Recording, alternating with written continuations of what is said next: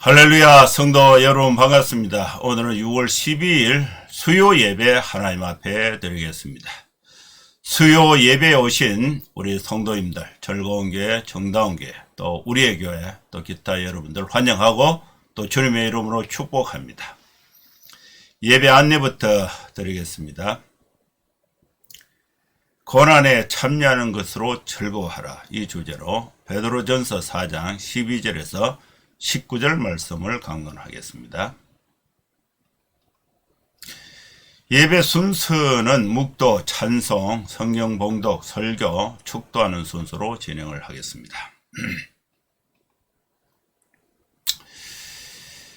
다같이 묵상기도 하심으로 6월 12일 수요 예배 하나님 앞에 드리겠습니다.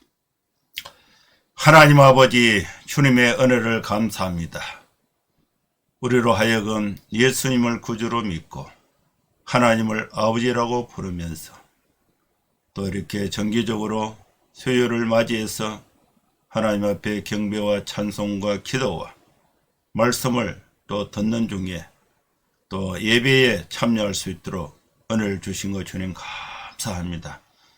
하나님, 이 시간에 성령의 충만한 은혜를 베풀어 주시고 우리의 모든 생업과 일수를 멈추고 하나님 앞에 예배드리는 이 예배를 주님이 기쁘게 받아주시고 은혜를 베풀어 주시옵소서. 예수님의 이름으로 기도하옵나이다. 아멘. 찬송가 212장 찬양 드리겠습니다.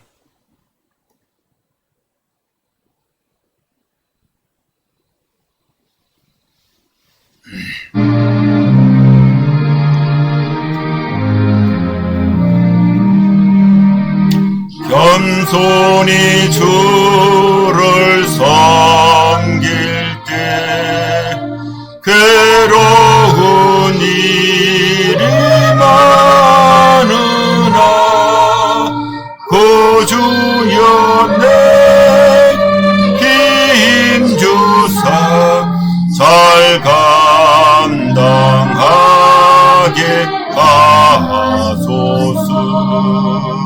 인자한 말을 가지고 사람을 강화시키며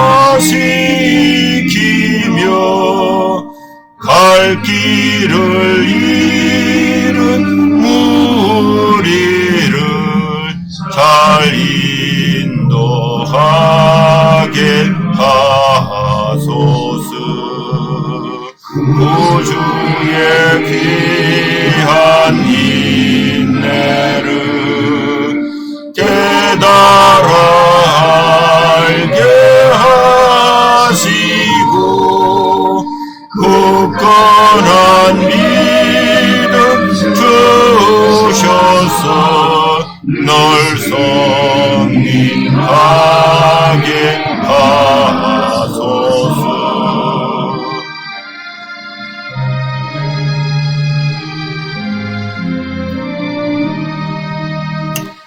장래의 이 영광 비추사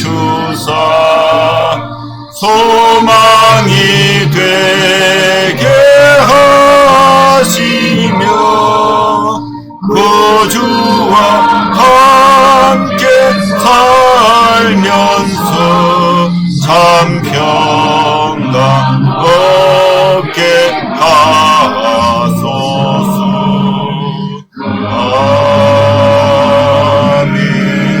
아멘. 하나님 말씀 베드로전서 4장 12절에서 19절 말씀 봉독하겠습니다. 사랑하는 자들아, 너희를 연단하려고 오는 불시험을 이상한 일 당한 것 같이 이상히 여기지 말고 오히려 너희가 그리스도의 고난에 참여하는 것으로 즐거워하라. 이는 그의 영광을 나타내실 때에 너희로 즐거워하고 기뻐하게 하려 함이라.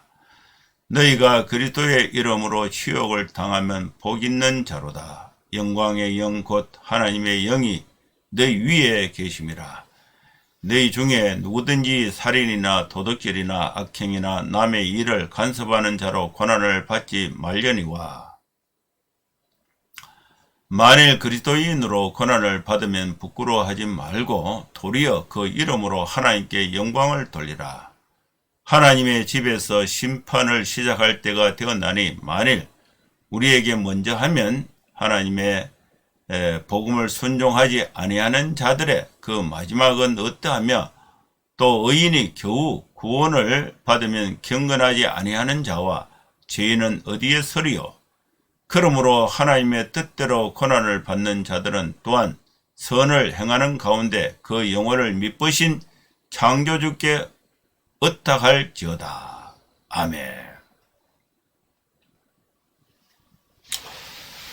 오늘도 수요 예배에 하나님께서 베드로전서 4장에 아주 소중한 말씀을 우리에게 주셨습니다. 여러분, 우리는 눈에 보이지는 않지만은 이 세상에는 두 세계가 있습니다. 하나님이 통치하시는 하나님의 나라가 있고 또 마귀의 통치하에 있는 세상의 나라가 있습니다. 이 세상은 두 세계의 충돌 가운데 있다고 볼 수가 있습니다. 하나님의 나라와 사탄의 나라입니다. 우리 성도들은 예수님을 구주로 믿어서 하나님의 백성이 되었기 때문에 하나님의 나라에 속해 있지만은 우리 육신의 모습은 세상의 나라에서 살아가고 있습니다. 세상의 나라는 하나님의 나라를 대적하고 있습니다.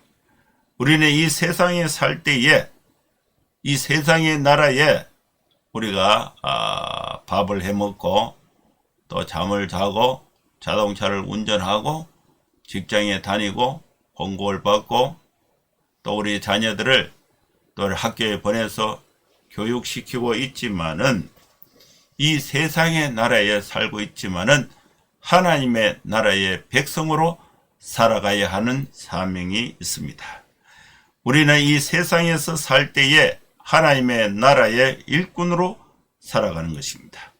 그렇기 때문에 두 세계가 충돌하고 있기 때문에 그리스도인으로 살아갈 때에 고난을 받게 되는 것입니다. 고난이 올 때에 우리는 어떻게 해야 하는가? 베드로가 흩어진 나그네들에게 이 말씀을 주신 것입니다. 흩어진 나그네들은 예수님을 구주로 믿고 하나님의 나라의 백성이 되었고 하나님의 나라의 일꾼이 되었습니다. 그러나 이들은 로마의 통치하에 살고 있었습니다. 로마가 통치하는 그 법은 하나님이 통치하는 법과 상충됩니다. 그래서 마음에 양심에 하나님의 자녀로 살아갈 때에 죄와 타협할 수 없는 그런 로마의 법과 충돌이 될 때에 그리스도인들이 숙이지 않기 때문에 고난을 받게 되는 것입니다.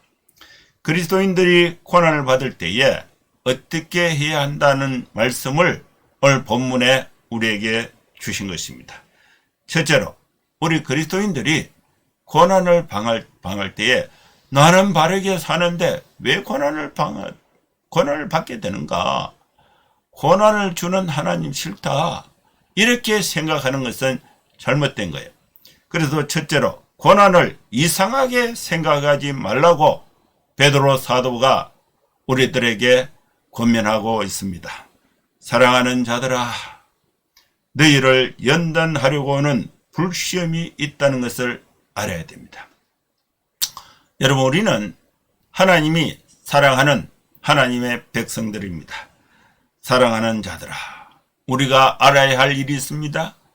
불시험이 있습니다. 시험 중에도 아주 강도가 높은 시험이 불시험이에요. 불시험이 있다.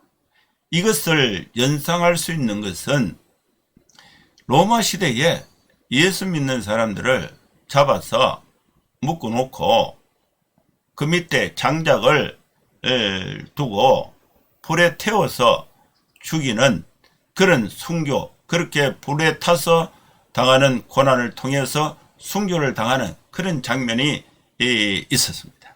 이 불시험은 불을 가지고 시험을 당하니까 그 얼마나 겁이 나겠습니까? 사람을 나무에 묶어놓고 밑에 장작을 두고 이렇게 불을 가지고 불에 태우면은 나무가 타면은 그 이제 열기가 불이 이제 몸을 감싸고 해서 몸이 타서 그래서 고통 가운데 죽게 되는 불시험. 그걸 연상하게 하는 시험, 불시험이에요. 불시험. 불시험이 있다는 것을 알아야 됩니다.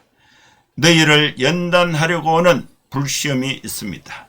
시험은 목적이 무엇인가? 연단의 목적이에요. 연단.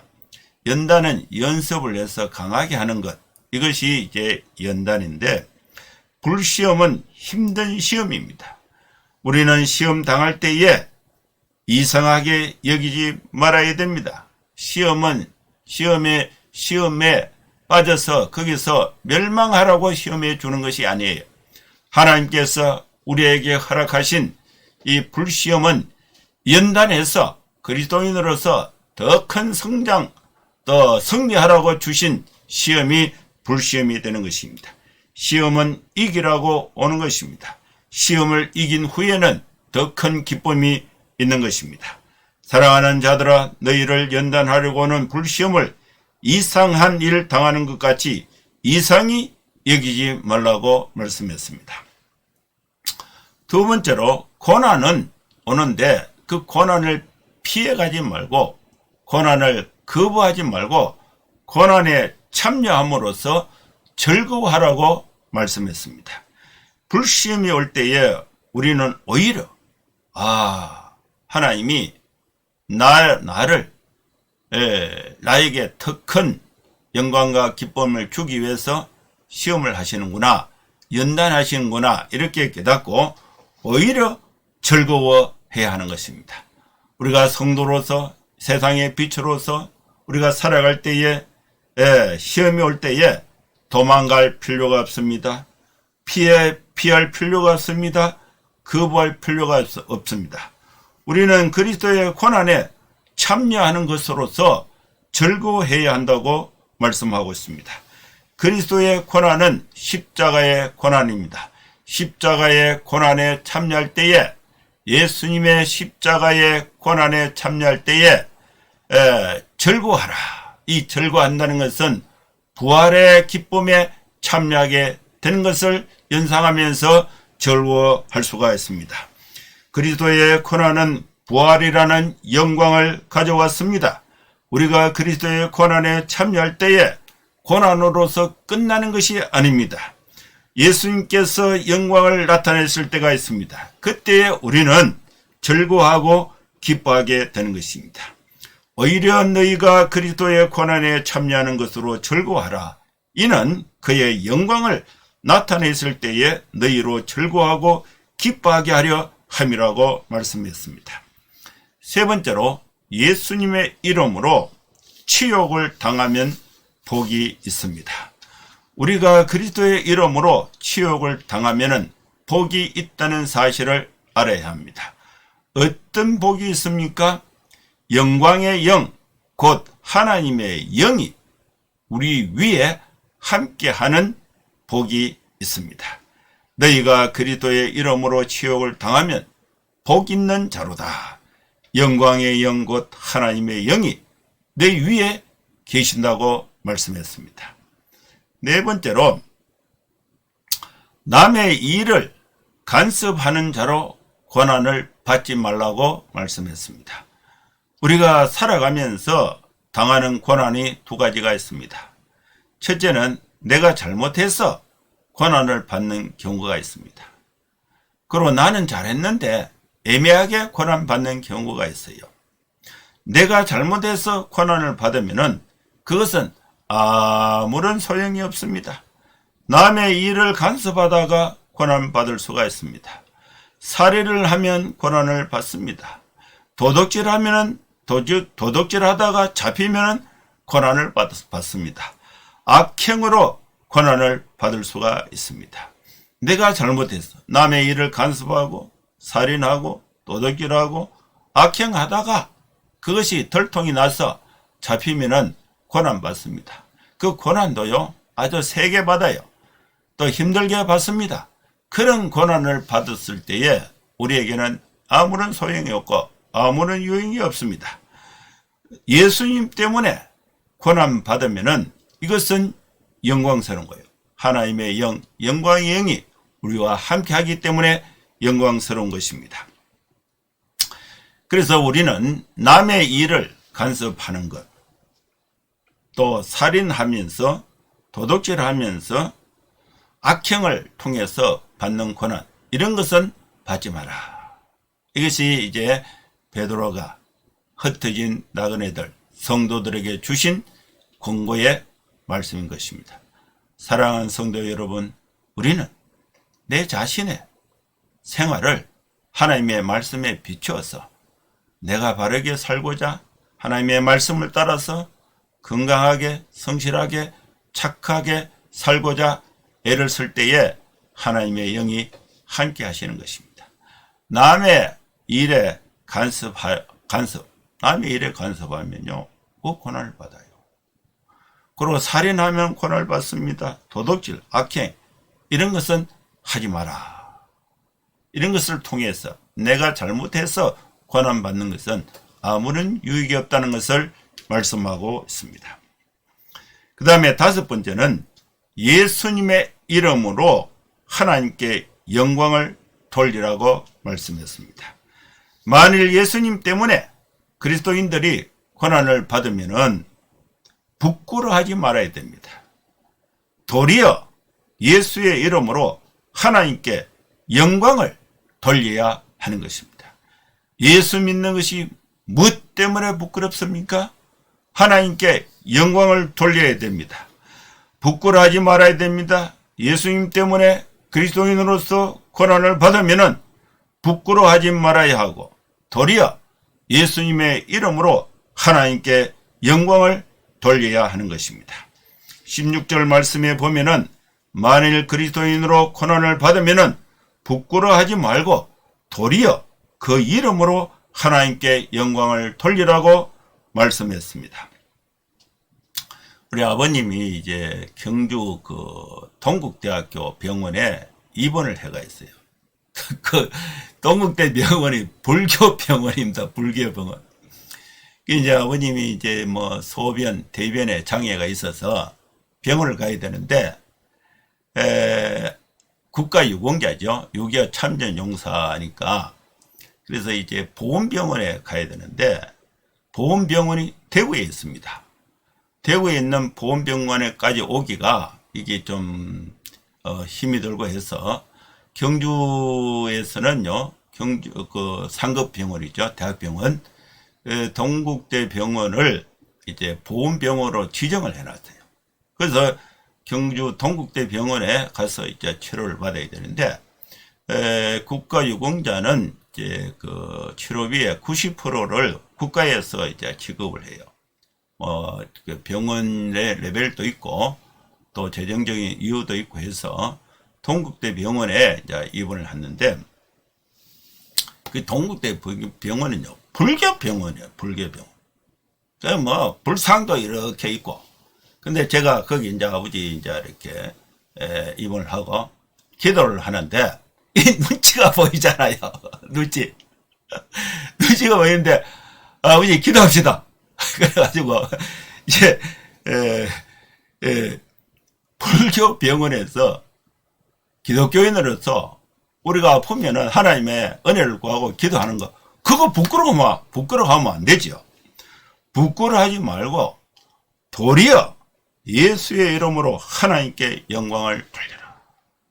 그래가 이제 그 면회가 가끔 되고 전화는 자주 합니다. 전화는 뭐 통화를 될 수가 있으니까. 아버님 연세가 94세니까 이게 작은 나이가 아니에요. 그래서 조금 아프면은 신경을 써야 돼요. 그래서 신경을 써서 이제 기도를 하는데, 전화할 때마다 기도하는 거죠, 기도. 불교 병원이라고 기독교인들이 부끄러워하거나 겁을 내거나 그렇게 할 필요가 없다는 거죠. 부끄러워하지 말아야 된다. 도리어 예수의 이름으로 하나님께 영광을 돌리라고 말씀하고 있습니다.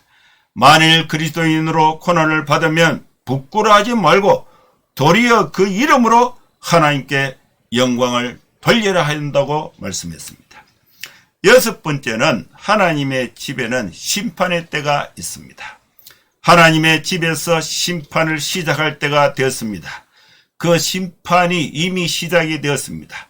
만일 그 심판을 예수를 믿는 우리들이 먼저 심판을 받으면은 우리는 구원의 영광으로 나타나게 되고 하나님의 복음을 순종하지 아니하는 자들이 심판을 받게 되면은 멸망으로 영벌로 심판을 받게 됩니다. 또 의인이 겨우 구원을 받으면은 경건하지 아니한 자, 죄인들은 어떻게 되겠는가? 설 자리가 없다. 이들은 모두 멸망과 영벌의 자리에 서게 된다고 말씀했습니다.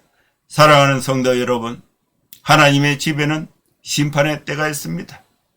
우리들 예수 그리스도를 구주로 믿는 우리들이 예수님과 함께 예수님의 고난을 부끄러워하지 말고 그 고난에 참여하면서 즐거워하고 기뻐하는 성도의 삶을 살 때에 심판의 때에 하나님의 영광에 함께 참여하게 된다는 것을 말씀하고 있습니다. 하나님의 집에서 심판을 시작할 때가 되었나니 만일 우리에게 먼저 하면 하나님의 복음을 순종하지 아니하는 자들의 그 마지막은 어떠하겠는가? 또 의인이 겨우 구원을 받으면 경건하지 아니한 자와 죄인은 어디에 서겠는가? 설 수 없다는 것을 말씀하고 있습니다. 이제 마지막 일곱 번째는 선을 행하고 영혼을 하나님께 의탁할 것을 말씀했습니다. 이제 우리는 결심해야 됩니다. 그리스도인으로서 이 땅에 살아갈 때에 내가 그리스도인이라는 사실의 정체성을 분명하게 하고 우리의 믿음을 생활 속에 표출할 때에 선을 행해야 하는 것입니다. 선을 행하는 것은 하나님의 뜻입니다. 하나님의 뜻대로 선을 행하게 되면 고난을 받게 됩니다. 선을 행하는 가운데 고난을 받게 되면은 우리는 우리의 영혼을 창조주 하나님께 의탁해야 하는 것입니다. 선을 행하는 가운데 그 영혼을 미쁘신 창조주께 의탁하라고 말씀을 했기 때문입니다. 사랑하는 성도 여러분, 하나님의 뜻대로 고난받는 것은 당연한 것입니다. 기뻐할 일입니다. 감사해야 할 일입니다. 즐거워해야 할 일입니다.